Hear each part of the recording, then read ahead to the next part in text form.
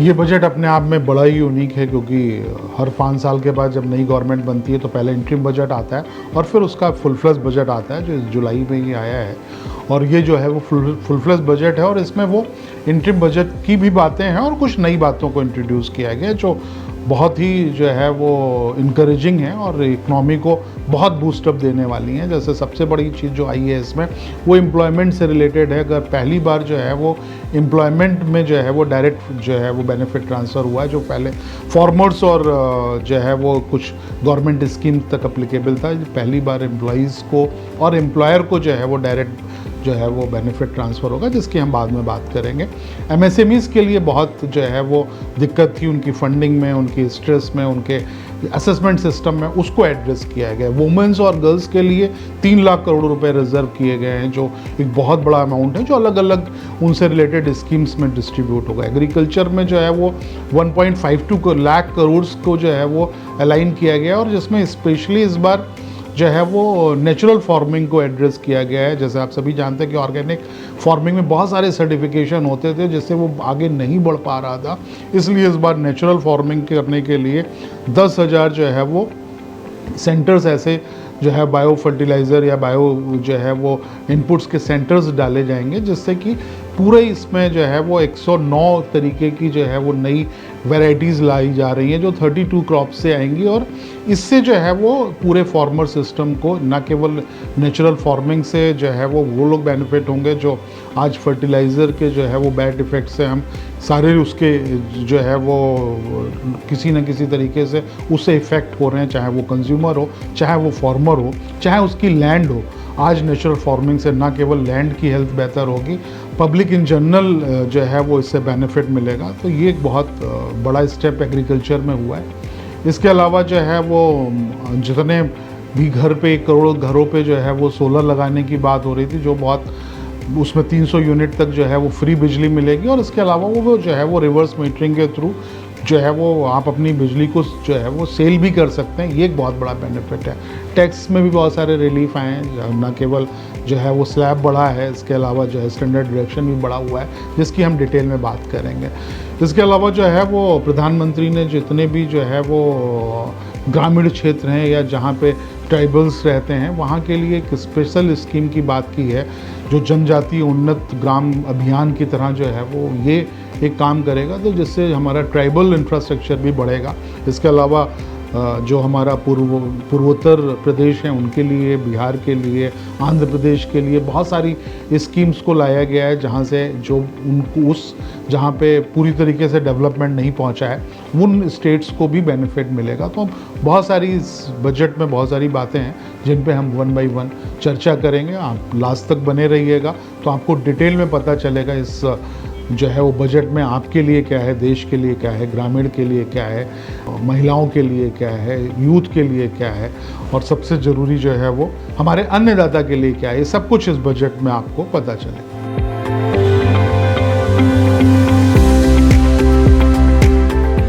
इस बार जो है वो बजट में गवर्नमेंट ने सबसे बड़ा बेनिफिट अगर दिया है तो वो एम्प्लॉयमेंट जनरेशन के लिए, जो उनका फोकस्ड एरिया भी है कि एम्प्लॉयमेंट कैसे ज़्यादा से ज़्यादा जो है वो जनरेट हो।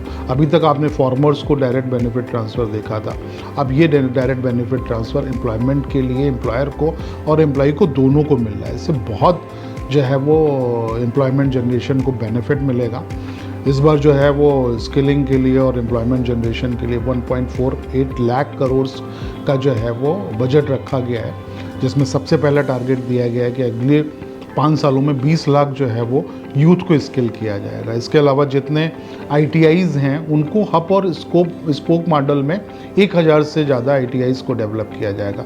इसके अलावा इंटर्नशिप प्रोग्राम जो है वो जो भी हमारी 500 से जो है वो कंपनियां हैं, उन बड़ी कंपनियों में इंटर्नशिप प्रोग्राम की बात हो रही है, जिनमें हम जो है वो 5,000 रुपये पर मंथ के हिसाब से जो है वो ये कंपनियां उनको देंगी स्टूडेंट को। और इसके अलावा 6,000 रुपये इनिशियल भी उनको दिया जाएगा। और सबसे बड़ा जो CSR फंड है उसको जो है वो 10% तक CSR फंड को ट्रेनिंग के लिए यूटिलाइज़ कर सकते हैं, खासकर इस इंटर्नशिप के लिए। तो इससे बड़ी से बड़ी कंपनियों में जो है वो हमारी यूथ को काम करने को मौका मिलेगा।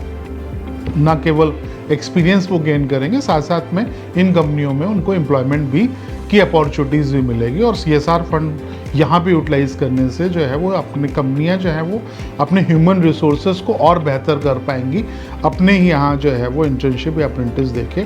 तो ये बहुत बड़ा जो है वो स्टेप है, और 1 करोड़ से ज़्यादा जो है वो लोगों को ट्रेन अप्रेंटिस कराने की गवर्नमेंट ने जो है इसमें मंशा रखी है। इसके अलावा एक मॉडल स्किल लोन स्कीम भी लॉन्च की गई है, जिसमें 7.5 लाख रुपए तक स्किल लोन मिलेगा, और जिसके लिए जो है वो गवर्नमेंट प्रमोटेड फंड से इसकी गारंटी होगी।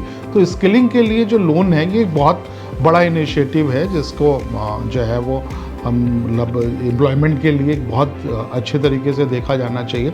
इसके अलावा कोर्स और जो है वो के कंटेंट की डिज़ाइनिंग पे भी जो है वो जो इंडस्ट्री की नीड है उस पर भी फोकस है। तो ये बहुत जो है वो बड़ा स्टेप है, स्पेशली जो है वो एम्प्लॉयमेंट जनरेशन के लिए, स्पेशली जो डायरेक्ट फंड ट्रांसफ़र है, ये एक बड़ा बेनिफिट है। ये कैसे होगा, इसके लिए ABC 3 स्कीम्स की बात हुई है। पहली जो है वो ए स्कीम में जो है वो जो बेनिफिट होगा वो करीब 4.1 लाख यूथ को होने जा रहा है, जो फर्स्ट टाइम एम्प्लॉयमेंट पा रहे हैं। उनकी 1 मंथ की जो सैलरी है वो उनको 3 इंस्टॉलमेंट में मिलेगी, और इसमें बेनिफिट जो है वो 15,000 रुपये तक के उनको फर्स्ट टाइमर एम्प्लॉयज़ जो हैं उनको जो है वो ट्रांसफ़र होगा। और ये ट्रांसफ़र जो होगा रजिस्टर्ड EPFO जो है वो एम्प्लॉयमेंट प्रोविडेंट फंड ऑर्गेनाइजेशन के थ्रू इनको मिलेगा। इसमें सिर्फ सैलरी लिमिट 1 लाख तक रखी गई है, इसके नीचे सभी लोगों को, और इसमें टारगेट जो है वो 2.1 करोड़ यूथ को किया गया है। स्कीम B जो है वो स्पेसिफिकली मैन्युफैक्चरिंग सेक्टर्स के लिए है, जो मैन्युफैक्चरिंग कर रहे हैं उनको ये इंसेंटिव्स मैन्युफैक्चरिंग यूनिट्स को जो है वो एम्प्लॉयर और एम्प्लॉई दोनों को जो है वो इंसेंटिव मिलेगा, जो है वो भी 4 साल के लिए अगले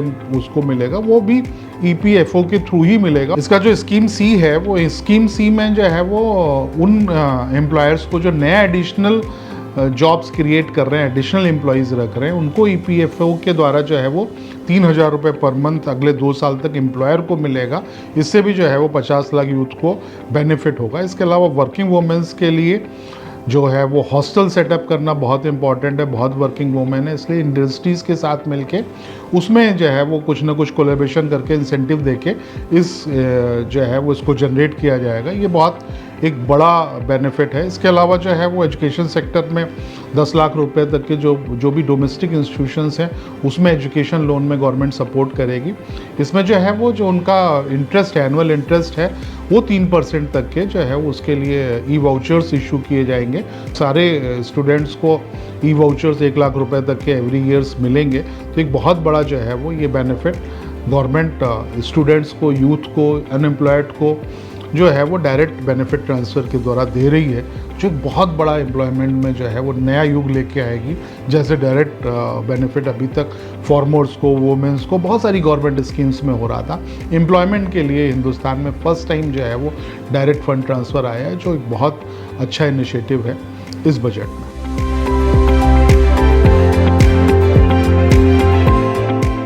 अब MSMEs की बात कर लेते हैं। इस गवर्नमेंट ने इस बजट में MSMEs को क्या दिया। MSME की सबसे बड़ी प्रॉब्लम है उसकी फंडिंग। उसको फंड नहीं मिलता है, फंड मिलता है तो वो शायद उसकी नीड के अकॉर्डिंग नहीं मिलता है। इतने सारे प्रोसीजर्स होते हैं जो नए रेटिंग सिस्टम, असेसमेंट सिस्टम है, या किसी वजह से जो उसके कंट्रोल में नहीं है, उसकी वजह से अगर उसका अकाउंट स्ट्रेस में आ जाता है तो ये बहुत उसकी प्रॉब्लम है। ये हर चौथे पाँचवें MSME की ये प्रॉब्लम है। इसको गवर्नमेंट ने एड्रेस किया है और पूरे बैंकिंग सिस्टम को कहा है कि इसको अपनी एक नई स्कीम्स बना के और नए तरीके से इसको एड्रेस करें। तो ये बहुत बड़ा बेनिफिट है। हम इस पर बात करते हैं। सबसे पहले जो है वो मुद्रा लोन, जो हमारे मुद्रा लोन सबसे ज़्यादा जो नए एंटरप्रेन्योर्स हैं उनको मुद्रा लोन मिलता है। आप सभी जानते हैं 10 लाख रुपए तक उसकी लिमिट थी, जो जिससे नए एंटरप्राइजेज, एंटरप्रेन्योरशिप डेवलप हो रही थी। अब उसको 20 लाख रुपए कर दिया है। जो 10 लाख में तरुण कैटेगरी में 5 से 10 लाख रुपए लोन मिलता था, उसको 20 लाख रुपए तक किया है। अगर उसने अपने अकाउंट को सक्सेसफुली चलाया है, कोई भी उसमें डिफ़ॉल्ट नहीं किया, तो तरुण कैटेगरी में अब उसको जो लोन मिलेगा वो 20 लाख रुपए तक है, जो एक छोटे जो है वो माइक्रो और स्मॉल एंटरप्राइजेस के लिए जो है वो बहुत इम्पॉर्टेंट है। इसके बाद बात करते हैं जो MSMEs स्ट्रेस में हैं, जिनका जो है वो बैंक से किसी भी तरीके का जो है वो जो उनके जो है वो कंट्रोल में रीज़न नहीं, उसकी वजह से जो है वो अगर SMA में आ गए, तो वहाँ पे उन MSMEs को स्पेशली जो है वो एक गारंटी फंड एलोकेट किया है गवर्नमेंट ने, और कहा है कि उसी स्टेज पे उनको क्रेडिट अवेलेबल कराया जाए उनको सपोर्ट किया जाए, जिससे कि जो है वो MSME बेहतर ढंग से काम कर पाएँ और जो है वो स्ट्रेस में ना जाए, NPA की तरफ ना जाए। इसके अलावा जो है वो असेसमेंट जहाँ पे MSMEs का होता था, बैंक को कहा गया एक नई सिस्टम पॉलिसी बनाई है जो असेसमेंट के लिए जो है वो एक्सटर्नल एजेंसी असेसमेंट सिस्टम पे ना डिपेंड करें और आपके जो कन्वेंशनल एक टर्नओवर या एसेट बेस्ड मेथड है वो ना हो, एक नया मेथड हो जिससे अच्छे MSMEs को आप सपोर्ट कर पाएँ। ऐसा मैकेनिज्म डेवलप करने के लिए बैंक को कहा गया है। इसके अलावा जो है वो एक क्रेडिट गारंटी स्कीम को भी MSMEs, अभी तक CGT MSME स्कीम थी, उसके अलावा एक जो है वो scheme credit guarantee scheme launch की बात हुई है जो स्पेशली जो है MSMEs के प्लांट और मशीनरी के लिए है, जहाँ पे उनके पास कोई थर्ड पार्टी या कोलेटरल सिक्योरिटी नहीं है, वहाँ पे क्रेडिट गारंटी स्कीम को इंट्रोड्यूस किया जाएगा। ये क्रेडिट गारंटी जो है वो 100 करोड़ तक के लोन के लिए होगी और इस पे जो अपफ्रंट चार्जेस होंगे वो रिड्यूसिंग होंगे। जैसे जैसे टर्म लोन कम होता जाएगा वैसे वैसे इनके जो चार्जेस हैं वो कम होते जाएंगे और ये क्रेडिट गारंटी फंड जो है वो जो अनसिक्योर्ड लोन्स हैं या जिनके अगेंस्ट में कोलेटरल नहीं अवेलेबल है उनको एक बहुत बड़ा बेनिफिट देने वाला। तो ये सारे जो है वो जितने भी बेनिफिट्स थे वो रिलेटेड टू दी फंडिंग थे, जहाँ पे आपको इजी फंड अवेलेबल कराएगा। इसके अलावा जो है वो इस गवर्नमेंट ने जो है वो ट्रेड्स में, जैसा आपकी जानते हैं कि जो बायर्स होते हैं जिनका टर्नओवर 500 करोड़ से ऊपर था उन्हीं को रजिस्टर्ड किया जाता था, उसको 250 करोड़ कर दिया है। तो जो MSMEs को अपने रिसेबल्स के अगेंस्ट में फंड चाहिए होता है वो अब ज़्यादा अवेलेबल होगा, ज़्यादा कंपनियां ट्रेड्स में आएंगी तो ज़्यादा MSMEs को अपने रिसेबल्स को जो है वो कैश कराने का बेनिफिट मिलेगा, जो एक अच्छा अच्छा जो है वो एक पॉलिसी है जो है वो इस बजट में जो गवर्नमेंट लेके आई। इसके अलावा सिडबी जैसे कि जानते हैं कि वो MSMEs को बहुत सपोर्ट करती है, इसको डायरेक्ट फंडिंग में ज़्यादा से ज़्यादा जो है वो अब गवर्नमेंट लेके आ रही है। तो जो भी नेक्स्ट ईयर में जो है वो जितने भी क्लस्टर्स थे वो करीब जो है वो 168 क्लस्टर्स को भी सपोर्ट कर रही थी, वो क्लस्टर्स जो है वो 242 क्लस्टर्स को अब सपोर्ट करेगी और जो ब्रांचेस हैं वो ब्रांचेस अगले जो है वो 24 ब्रांचेस और ओपन करने की अगले 3 साल में बात हो रही है। तो सिडबी अब डायरेक्ट फंडिंग में ज़्यादा से ज़्यादा अपनी रीच बढ़ाएगी, तो ये बहुत जो है वो अच्छा स्टेप है। इसके अलावा जितना MSME यूनिट्स के लिए क्वालिटी और सेफ्टी बहुत इंपॉर्टेंट इश्यूज है, इसमें जो है वो 50 मल्टी पर जो है वो प्रोडक्ट फूड यूनिट्स को इस्टेब्लिश किया जाएगा। इसके अलावा जो है वो 100 फूड क्वालिटी और सेफ्टी टेस्टिंग लैब्स जो NABL से एग्रीगेटेड होंगे वो सारे इस्टेब्लिश किए जाएंगे। तो ये एक अच्छा जो है वो नॉर्म्स है स्पेशली जो है वो फूड्स इंडस्ट्रीज़ के लिए। इसके अलावा इंडस्ट्रियल पार्क को भी डेवलप करने की बात हो रही है, प्लग और प्ले जो है वो मोड में स्टेट के साथ मिलके और जो है वो प्राइवेट पार्टीज़ के साथ मिलके ये गवर्नमेंट सपोर्ट करेगी इंडस्ट्रियल पार्क डेवलप करने में। 100 सिटीज़ के नियर बाई ये जो है वो पब्लिक प्राइवेट पार्टनरशिप में या स्टेट गवर्नमेंट के साथ पार्टनरशिप में इनको डेवलप किया जाएगा। इसके अलावा जो है वो 12 इंडस्ट्रियल पार्क जो है वो नेशनल इंडस्ट्रियल जो कॉरिडोर्स हैं उनमें भी डेवलप करने के लिए जो है वो ये गवर्नमेंट ने इस बजट में प्रोविज़न रखा है। तो एक बड़ा स्टेप है। आजकल जैसे हम जान रहे हैं कि ई-कॉमर्स हमारा जो है वो बहुत तेज़ी से बढ़ रहा है और इसके लिए एक्सपोर्ट हब के लिए जो है वो MSMEs को इनेबल किया जाएगा। इनके एक्सपोर्ट्स हब में जो है वो ये पब्लिक प्राइवेट पार्टनरशिप के तहत इसको ओपन किया जाएगा, जिससे ज़्यादा से ज़्यादा ई-कॉमर्स जो है वो बिज़नेस के थ्रू जो हमारे आर्टिजन्स हैं या जो हमारे ट्रेडिशनल आर्ट्स हैं उनके बिजनेस को जो है वो एक ग्लोबल प्लेटफॉर्म मिल पाए, जो एक बहुत बड़ा स्टेप है। अगर ये इम्प्लीमेंट हो गया तो हमारे आर्टिजन्स को जो है वो उनकी मेहनत की जो है वो अच्छी प्राइस मिल पाएगी। इसके अलावा जैसा आप स्टार्टअप्स के लिए एक बहुत बड़ा बेनिफिट आया है, अभी तक जितने एंजल इन्वेस्टर्स होते थे वो अगर स्टार्टअप को बड़े जो है बहुत रिस्क लेते थे, बड़ा इनिशियल स्टेज पे जो है वो उनको फंड करते थे और उनको जो भी उनके हाथ में पैसा आता था अगर वो शेयर उनको जो है वो उस प्रॉफिट पे उनको 30.9% से टैक्स देना पड़ता था। ये एंजल जो है वो टैक्स को पूरी तरीके से अबॉलिश कर दिया गया है। ये पहले टैक्सेशन फॉरेन इन्वेस्टर और वेंचर कैपिटल जो है वो फंड्स पे नहीं था, पर नॉर्मल जो एंजल जितने भी इन्वेस्टर्स हैं उनको ये टैक्स देना पड़ता था। तो अब स्टार्टअप्स को एक बहुत बड़ा नेटवर्क जो है वो एंजल इन्वेस्टर्स का और अवेलेबल होगा, जो स्टार्टअप्स को एक बहुत बड़ा बेनिफिट है। इसके अलावा गवर्नमेंट ने जो है फूड कार्ड्स की बात की है कि जो भी उनकी एक PM निधि स्कीम है जिसके तहत वो जो है वो हार्ट्स और स्ट्रीट फूड्स को जो है वो हब्स बना के अगले 5 साल में इसका बेनिफिट देंगे। इसके अलावा जो एक बड़ा ई कॉमर्स में जो इको ई कॉमर्स हैं उनके TDS रेट अभी तक जो है वो 1% हुआ करते थे, जिसको जो है 0.1% कर दिया गया। ये जो है वो ई कॉमर्स को बेनिफिट देगा। तो इस तरीके से गवर्नमेंट ने इस बजट में MSMEs को सपोर्ट करने के लिए बहुत कुछ किया है, स्पेशली फंडिंग जो है वो के प्रोस्पेक्ट से कि उनको अब फंडिंग जो है वो इजीली अवेलेबल होगी क्रेडिट गारंटी फंड के थ्रू, और नए जो है वो असेसमेंट मॉडल के थ्रू नया जो है वो गवर्नमेंट स्कीम लाएगी और सिडबी के नेटवर्क को भी बढ़ाएगी, जिससे कि जो है वो फंडिंग MSME को एक बेहतर रेट पे और बेहतर ढंग से और इजीली अवेलेबल हो पाए।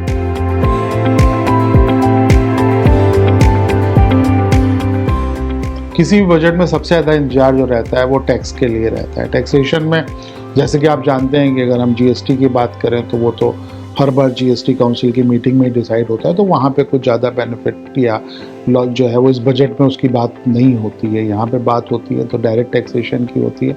इनडायरेक्ट टैक्सेशन में कुछ जो है वो इम्पोर्ट ड्यूटी और कस्टम ड्यूटी की बात होती है। पर हम सबको जो है वो टैक्सेशन से रिलेटेड चेंजेस का बहुत जो है वो इंतज़ार रहता है हर बजट में। तो पर्सनल टैक्सेशन की अगर हम बात करें तो इस बार कोई खास चेंजेस नहीं है, फिर भी कुछ छोटा सा बेनिफिट आपको दिया गया है, जिसमें से अगर हम बात करें टैक्स स्लैब के चेंजेस की, तो टैक्स स्लैब में 3 लाख रुपए तक के जो है वो टैक्स को निल रखा गया है।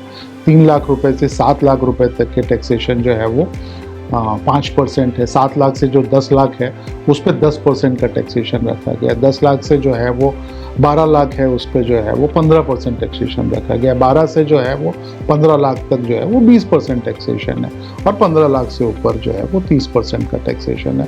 तो एक स्लैब में चेंज किया गया है। इसके अलावा जो सैलरी क्लास्ड हैं उनके स्टैंडर्ड डिडक्शन में जो है वो 50,000 से अब 75,000 रुपये कर दिया गया, और जो फैमिली पेंशन वाले हैं उनके लिए 15,000 से स्टैंडर्ड डिडक्शन को जो है वो 25,000 रुपये कर दिया गया। इस पूरे रिवाइज जो चेंजेस हुए इससे मैक्सिमम बेनिफिट जो है वो 17,500 रुपये तक इनकम टैक्स का बेनिफिट एक हायर इनकम ग्रुप वाले को हो सकता है। बाकी सभी को कुछ ना कुछ बेनिफिट है। इसके अलावा जो सबसे बड़ा चेंज लाया गया है जिससे आपकी पॉकेट पे जो है वो बहुत बड़ा असर पड़ने वाला है, वो लॉन्ग टर्म कैपिटल गेन के लिए लाया गया है और शॉर्ट टर्म कैपिटल गेन के लिए लाया गया। इसका 2 रीज़न है। एक तो जो है वो गवर्नमेंट ने ऐसा सोचा कि जो नॉर्म्स जो भी हमारा इनकम टैक्स में बहुत सारा जो है वो अलग अलग स्लैब्स हैं या बहुत सारे जो है वो रूल्स हैं, इंडेक्सेशन के रूल्स हैं, या उसको थोड़ा सा जो है वो सिंप्लीफाइड करना भी इसका रीज़न है।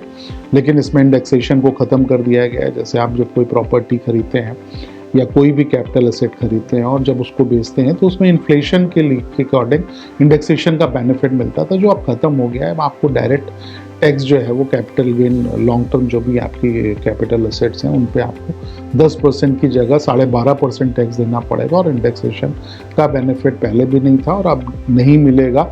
स्पेशली जो है वो आपकी अगर कोई लैंड बिल्डिंग या कोई भी इमूवेबल एसेट है या आपका कोई भी ज्वेलरी गोल्ड या आप ऐसा जो है वो बहुमूल्य जो आपके ज्वेलरीज हैं उनको अगर आप बेचते हैं तो आपको अब इंडेक्सेशन का बेनिफिट ना मिलके लॉन्ग टर्म कैपिटल गेन जो है वो 12.5% के रेट से लगेगा। इसके अलावा जो है वो शॉर्ट टर्म कैपिटल गेन को भी इसलिए शायद गवर्नमेंट ने सोचा है कि लोग ज़्यादा लॉन्ग टर्म में इन्वेस्टमेंट करें, इसलिए उसको 15% से बढ़ा के जो है वो 20% कर दिया है। ये जो है वो बहुत जहाँ पे आपको बेनिफिट पहले दिया था और यहाँ से गवर्नमेंट ने आपकी पॉकेट से पैसा निकाल लिया है। इसी वजह से जो है वो आप देख रहे होंगे शेयर मार्केट में बहुत सारे जो है वो रियल एस्टेट प्रॉपर्टीज़ के दाम गिरे हैं। आज जो है वो गोल्ड एकदम से जो है वो नीचे आया है।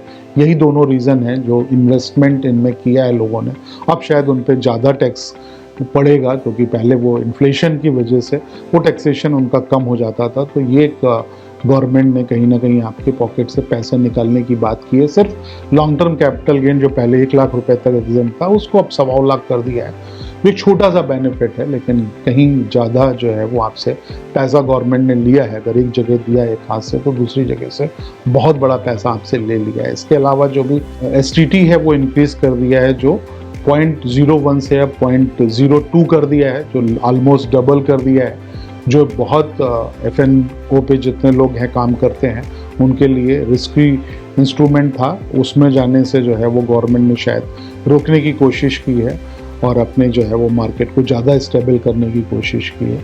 इसके अलावा जितना एंजल टैक्स था, जो नॉर्मली एंजल इन्वेस्टर्स जो भी होते थे उनको जो है वो 30.9% से जो है वो टैक्स देना पड़ता था अगर वो स्टार्टअप में इन्वेस्ट कर रहे हैं। वो ज़्यादा रिस्क भी लेते थे, लेकिन अगर जो वो प्रॉफिट कमाते थे उनको 30% टैक्स देना पड़ता था, जो पूरी तरीके से जो है अब इस बार ख़त्म कर दिया गया है, जिससे कि न केवल जो है वो इसमें स्टार्टअप्स को बेनिफिट होगा, एंजल इन्वेस्टर्स को भी उनके इनकम पे जो है वो टैक्स नहीं देना पड़ेगा, तो वो ज़्यादा से ज़्यादा अपने फंड को स्टार्टअप्स में लगाएंगे। तो एक बड़ा बेनिफिट ये गवर्नमेंट ने ज़रूर किया है। इसके अलावा जो है वो गवर्नमेंट ने कॉर्पोरेट टैक्स जो है वो फॉरेन कंपनीज़ के लिए जो पहले 40% हुआ करता था उसको 35% कर दिया। एक ये भी फॉरेन कंपनीज़ का ज़्यादा से ज़्यादा इन्वेस्टमेंट यहाँ आए और ज़्यादा से ज़्यादा यहाँ पैसा लगाएं, उसकी वजह से उन्होंने ये 5% का उनको रिलीफ दिया है। इसके अलावा जो है ई कॉमर्स ऑपरेटर्स जितने थे उनका टैक्सेशन जो है वो अब 0.1% TDS कर दिया है, जो पहले 1% हुआ करता था। ये एक बड़ा रिलीफ है उनको, जो है वो ई कॉमर्स ऑपरेटर्स को जो एक्सपोर्ट करते हैं उसमें ये रिलीफ उनको मिला है। इसके अलावा जो भी ई शॉप्स करते थे उन पे TCS कट जाता था एम्प्लॉय को, उनको TDS जो सैलरी पे डिडक्ट होता था उस पर उसका बेनिफिट नहीं मिलता था, अब वो बेनिफिट वो वहाँ पे क्लेम कर सकेंगे। ये सारे जो है वो बेनिफिट्स दिए हैं। इसके अलावा एक बहुत बड़ा बेनिफिट जो है वो डिले ऑफ TDS सिस्टम पे दिया है, जहाँ पे अगर डिले होता था तो प्रोसिक्यूशन तक के था, वो उसको जो है वो ड्यू डेट तक जारी करने तक किसी तरीके से क्रिमिनल प्रोसीडिंग्स नहीं होंगी अगर वो फाइलिंग जो है वो ड्यू डेट तक हो जाती है। तो ये बहुत सारे बेनिफिट टैक्स में है। कुछ जगह गवर्नमेंट ने आपको कुछ रिलीफ दी है और कहीं से आपका पैसा निकालने की कोशिश करके इसको बैलेंस किया है। लेकिन हाँ, ज़रूर जो स्मॉल जो है वो हमारा टैक्स पेयर है, जो इसकी मिडिल क्लास या लोअर मिडिल क्लास में जो आते हैं, उनको जो है वो ज़रूर इसमें बेनिफिट हुआ है।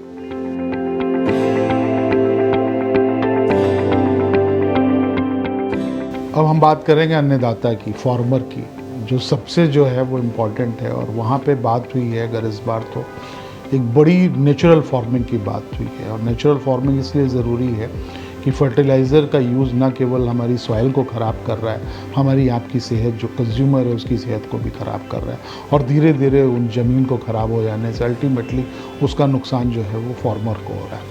हमने ऑर्गेनिक जो है वो फसल लाने की कोशिश की, सर्टिफिकेशन सब कुछ हुआ, पर उसमें इतनी सारे जो है वो प्रॉब्लम्स हैं या उसमें इतना सारा लेंदी प्रोसीजर है कि सारी क्रॉप को हम ऑर्गेनिक नहीं कह सकते, नहीं कर सकते, और उसके लिए हमको एक बहुत बड़े जो है वो सिस्टम की ज़रूरत थी। इसीलिए गवर्नमेंट ने इस बार बहुत बड़ा डिसीज़न लिया है और नेचुरल फार्मिंग की बात की है। 109 हाई यील्डिंग वेराइटीज़ को जो है वो डेवलप करके करीब 32 क्रॉप्स को जो है वो कल्टीवेशन के लिए फार्मर्स को जो है वो न केवल ट्रेन किया जाएगा, उनको जो है वो ये जो है वो वैरायटीज़ उनको पहुंचाई जाएंगी। और इसके लिए जो है वो 10,000 जो है वो बायो इनपुट सेंटर्स को डेवलप करने की बात हुई है, जहाँ पे ये उनको मिलेगा। ये जो है वो ये हाई यील्ड जो वैरायटीज़ हैं उनके लिए अवेलेबल होंगी। और ये जितने भी हब्स जो है वो काम करेंगे, ये और भी बहुत सारी सर्विसेज जो है वो फार्मर्स को देंगे, जिससे कि उनके पास एक वर्क जो है वो नेचुरल फार्मिंग के लिए एक अच्छा एनवायरनमेंट डेवलप हो। और अगले जो है वो 2 साल में 1 करोड़ फार्मर को जो है वो बेनिफिट देने की बात हुई है। इस पूरे जो है वो फार्मर सेक्टर को, एग्रीकल्चर सेक्टर को 1,52,000 करोड़ रुपए प्रोवाइड किए गए, जो एक बहुत बड़ा जो है वो एक अमाउंट है। इसके अलावा जो है वो एक डिजिटल पब्लिक इंफ्रास्ट्रक्चर की भी बात हुई है।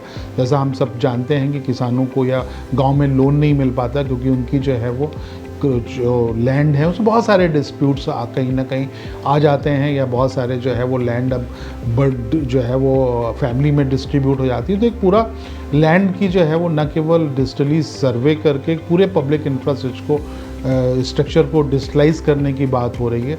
इसके अलावा जो उनकी क्रॉप्स हैं, जैसे अभी खरीफ की क्रॉप है, इसको जो है वो डिजिटली जो है आइडेंटिफाई किया जाएगा। अगले 3 साल में जो है वो ये पूरे प्लान को जो है वो लागू किया जाएगा। अभी इस खरीफ फसल में करीब 400 डिस्ट्रिक्ट्स पे उसका जो है वो DPI क्रिएट किया जाएगा और सर्वे करके, जिससे कि उनकी फसल को एक अच्छा दाम भी मिल सके और फसल के बारे में गवर्नमेंट के पास भी अच्छा डेटा आ सके।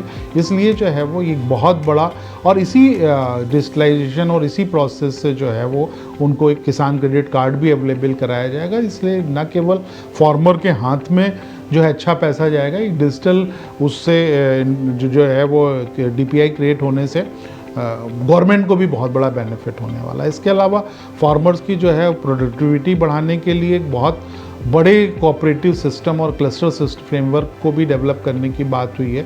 एक नेशनल कोऑपरेशन पॉलिसी की बात हुई है, जिसमें कोऑपरेटिव सेक्टर को ज़्यादा से ज़्यादा लाया जाएगा।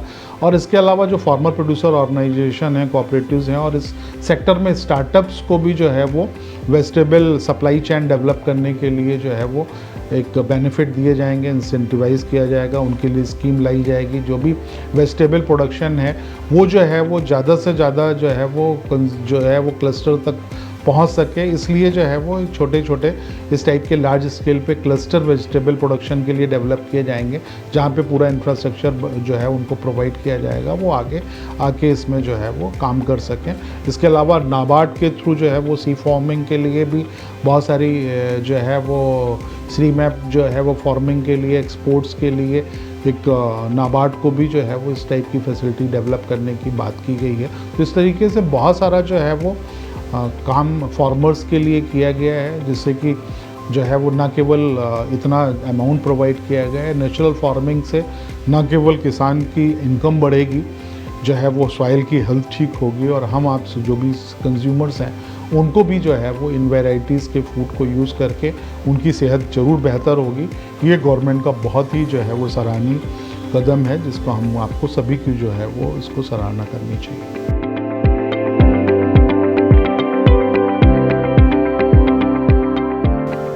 इस बजट में जो है वो सरकार अपनी राजनीतिक मजबूरियों से भी जो है वो मतलब कमिटमेंट जिसको कह लें, मजबूरियां तो नहीं कहेंगे, कमिटमेंट जो उन्होंने बिहार और आंध्र प्रदेश के साथ किया, जो है वो सरकार को जब उन्होंने सपोर्ट किया, उनके NDA के साथ हैं वो, तो उसको भी अपने कमिटमेंट को पूरा करते हुए दिख रही है। बजट में जो है उनको स्पेशल राज्य का दर्जा तो नहीं मिला, लेकिन उनके लिए स्पेशल फंड जरूर इस गवर्नमेंट ने किया। अगर हम बिहार की बात करें तो उसने इसमें जो है वो 26,000 करोड़ जो है वो रुपए अलॉट किए गए हैं रोड प्रोजेक्ट्स के लिए। और बिहार में क्योंकि बहुत बड़ा जो है वो टूरिज़्म की अपॉर्चुनिटीज़ है, इसलिए वहाँ पे रोड नेटवर्क होना बहुत इम्पॉर्टेंट है।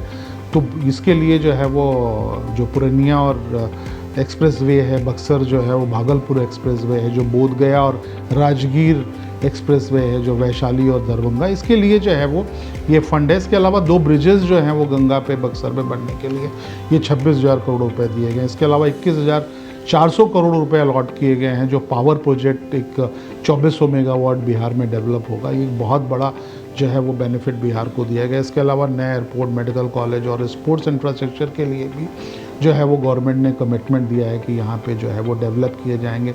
11,500 करोड़ रुपए जो है वो अनाउंस किए गए हैं, जो कि बिहार में बहुत सारा जो है वो बाढ़ आती है, स्पेशली जो है वो क्योंकि नेपाल की वजह से आती है, इसको जो है वो रोकने के लिए भी एक बड़ा फंड लगाया जाएगा। इसके अलावा जो है वो कुछ छोटे छोटे जो है वो और ब्रिजेस, रिवर्स और उसको जो भी है वो इरिगेशन नेटवर्क को भी डेवलप करने के लिए इस फंड का यूटिलाइजेशन होगा। इसके अलावा टेम्पल कॉरिडोर भी जो है वो बनाए जाएंगे, जो बहुत इम्पॉर्टेंट है वहाँ पे, जैसे काशी विश्वनाथ में बने ऐसे जो भी। इसके अलावा जो है विष्णुपद टेम्पल जो है वो गया को में है, और इसके जो है वो और महाबोधि टेम्पल जो बोध गया में है, इसको भी जो है वो काशी विश्वनाथ टेम्पल की तरह इसका कॉरिडोर भी डेवलप किया जाएगा। ये जो है वो टूरिज़्म को बढ़ावा मिलेगा इससे। हाँ, इसके अलावा जो है वो राजगीर जो बहुत ही हिंदू, बुद्धिस्ट और जैन के लिए बहुत इम्पॉर्टेंट है, उसको भी जो है वहाँ स्पेशल इनिशिएटिव उसके डेवलपमेंट के लिए जाएंगे। नालंदा को जो है वो फिर से रिवाइव करने की बात हो रही है, अभी जो है वो प्रधानमंत्री ने वहाँ विजिट भी की थी, जो बहुत इम्पॉर्टेंट स्टेप है और सारा बिहार के लिए है। और इसके अलावा पूर्वोदय प्लान जो है उसमें भी न केवल बिहार आता है, झारखंड, वेस्ट बंगाल, उड़ीसा और आंध्र प्रदेश को उसमें भी लाने की कोशिश हुई है, जिससे पूरा पूर्वोदय होगा और इसमें जो है वो बिहार को बहुत बड़ा जो है वो ये फंड एलोकेट किया गया है। तो बिहार जो है वो गवर्नमेंट ने बिहार के साथ अपना कमिटमेंट या बिहार गवर्नमेंट के साथ या जो है वो नीतीश कुमार जी के साथ अपना कमिटमेंट को जो है वो पूरा किया है। इसके अलावा चंद्रबाबू नायडू की स्टेट की बात करें जो आंध्र प्रदेश है, जहाँ पे हम अमरावती को जो है वो, क्योंकि हैदराबाद उनके पास जाने के बाद अमरावती का डेवलपमेंट बहुत इम्पॉर्टेंट था और उसको डेवलप करने के लिए 15,000 करोड़ रुपए जो है वो इस गवर्नमेंट ने उनको भी स्पेशल बजट की तरह इसमें एलोकेट किया गया। तो ये दो मेजर जो है वो स्टेट के जो कमिटमेंट थे उसको गवर्नमेंट ने पूरा किया है।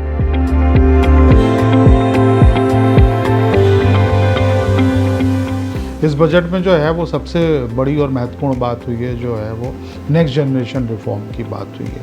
जैसे पूरे हिंदुस्तान में जो है वो सबसे बड़ा चेंज अगर कोई लाया है तो डिजिटल पेमेंट सिस्टम लाया है और उससे इनकरेज होकर आज गवर्नमेंट ने नेक्स्ट जनरेशन में जो है वो बहुत सारी टेक्नोलॉजी यूज़ करने की बात की, जहाँ टेक्नोलॉजी के साथ हम अपने जो है वो फार्मर्स की, अपने लेबर फोर्स की, अपने स्किल डेवलपमेंट की, अपनी एसेट्स की, अपने एंटरप्रेन्योरशिप को कैसे बढ़ावा दे सकते हैं। तो सबसे पहला रिफॉर्म जो आया है वो लेबर फोर्स से रिलेटेड आया है। तो लेबर फोर्स, जैसे सभी जानते हैं कि लेबर फोर्स जो है वो बहुत जो है वो बड़ी लेबर फोर्स है हमारे पास, लेकिन उसका आज भी जो है वो कोई डिजिटलाइजेशन नहीं है। उसमें आज हमको जो है वो कंपनियों को जो है वो अच्छे लेबर की ज़रूरत है, अच्छे वर्कफोर्स की ज़रूरत है, स्किल्ड मैन पावर की ज़रूरत है और उस तक कैसे पहुँचे इसके लिए ई श्रम पोर्टल बनाया गया था और गवर्नमेंट ने ई श्रम पोर्टल में जो भी एम्प्लॉयमेंट स्टेटस है वो लेबर और एम्प्लॉयमेंट मिनिस्ट्री ने जो है उसको जो है वो डिजिटलाइज किया। वहाँ पे उसका नाम, उसका ऑक्यूपेशन, एड्रेस, उसके जो है वो क्वालिफिकेशन, उसकी स्किल टाइप सब कुछ है।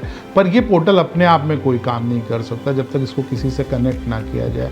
तो अभी जो है वो श्रम सुविधा और समाधान पोर्टल को जो है रिवैम्प करने की बात हो रही है, जिससे कि हर जो है वो जो भी कंपनी है या जो और जहाँ पे भी मैन पावर का यूज़ होता है वो उसको जो है वो उसका यूटिलाइजेशन कर सकें और सारे जो एम्प्लॉयर्स हैं वो जो है वो यूनिक लेबर आइडेंटिफिकेशन नंबर, श्रम पहचान संख्या जो है वो उस एम्प्लॉयर देगा और जिसके जो है वो हर का जो है वो श्रम जो है वो आइडेंटिफाइड हो जाएगा, हर स्किल्ड आइडेंटिफाई हो जाएगी, वो पर्सन आइडेंटिफाई हो जाएगा।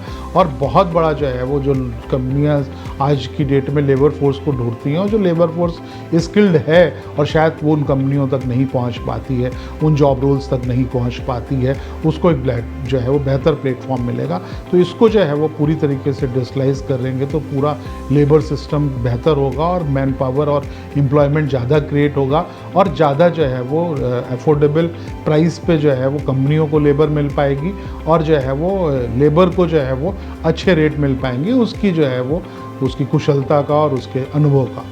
इसके अलावा जो है वो दूसरा बड़ा जो है रिफॉर्म जो नेक्स्ट जनरेशन है वो लैंड के लिए आ रहा है।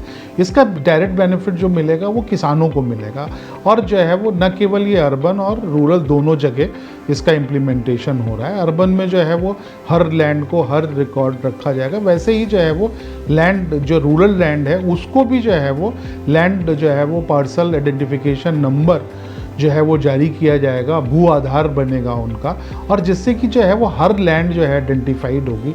ना केवल इससे डिस्प्यूट जो है वो कम होगा, इससे जो है वो सर्वे करने में, लैंड की रजिस्ट्री करने में, लैंड को रजिस्ट्री से लिंक करने में और क्रेडिट फ्लो जो है वो फार्मर्स को बेहतर ढंग से मिल पाएगा और एक जीआईएस मैपिंग भी हो जाएगी जो पूरा आईटी बेस्ड सॉफ्टवेयर होगा। ना केवल इसमें प्रॉपर्टी के एडमिनिस्ट्रेशन करने में जो गवर्नमेंट लैंड है, जो किसान की लैंड है, जो लीज लैंड है, अलग अलग तरीके की जो है वो लैंड है उनको जो है वो आइडेंटिफाई करने में बहुत बेनिफिट मिलेगा।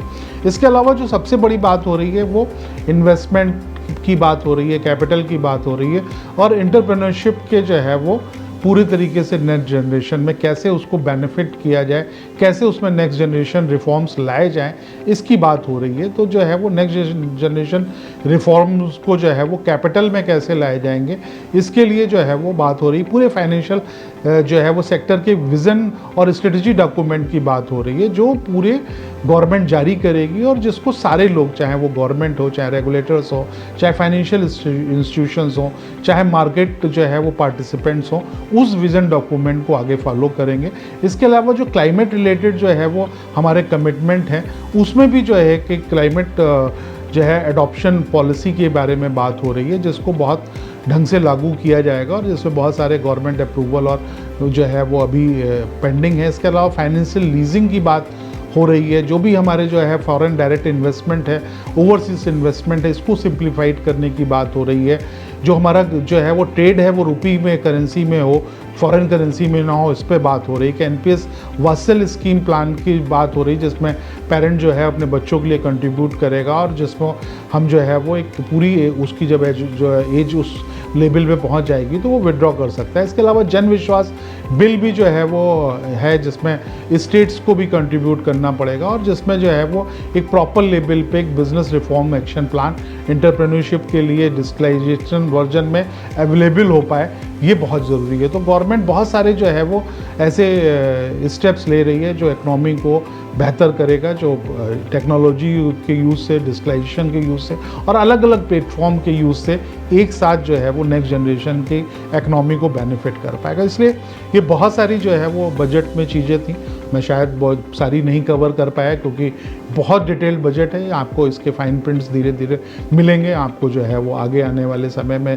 इसकी और जो है वो खूबियाँ पता चलेंगी। अभी बहुत सारे रिफॉर्म्स और आने हैं। पूरा इनकम टैक्स एक्ट को जो है वो 2-6 महीने में जो है वो सिंप्लीफाइड करने की बात हुई है। तो कंटिन्यूस गवर्नमेंट अपने रिफॉर्म पे काम कर रही है। उसको जो है वो एक 2047 तक जो है वो जब भारत अपने 100 साल मनाएगा तो उसको जो है वो एक डेवलप्ड कंट्री, हम सबसे अग्रिम पंक्ति में खड़े हों, ऐसा विज़न है गवर्नमेंट का। और ये बजट तो जो है वो 5 साल का है, पर इस जो है 1 साल का है और 5 साल के एक जो है वो हम जो 3 ट्रिलियन जो है वो थर्ड इकनॉमी की बात कर रहे हैं, जो 5 ट्रिलियन इकनॉमी की बात कर रहे हैं, उस पर फोकस्ड है, जिससे कि ये रिफॉर्म्स आएंगे तो हम और आगे बढ़ पाएंगे, ज़्यादा सिंप्लीफाइड हो पाएंगे और सबको जो है वो टेक्नोलॉजी का बेनिफिट जो है वो ग्रास रूट तक जाएगा और जो है वो हम सबको बेनिफिट देगा। तो बहुत अच्छा बजट है। जहाँ तक जो है वो यूथ की बात है, फार्मर्स की बात है, वुमेंस की बात है, आगे जब इसके फुटप्रिंट्स आएंगे तो और हम डिटेल में जान पाएंगे कि स्कीम्स में और क्या क्या है। धन्यवाद।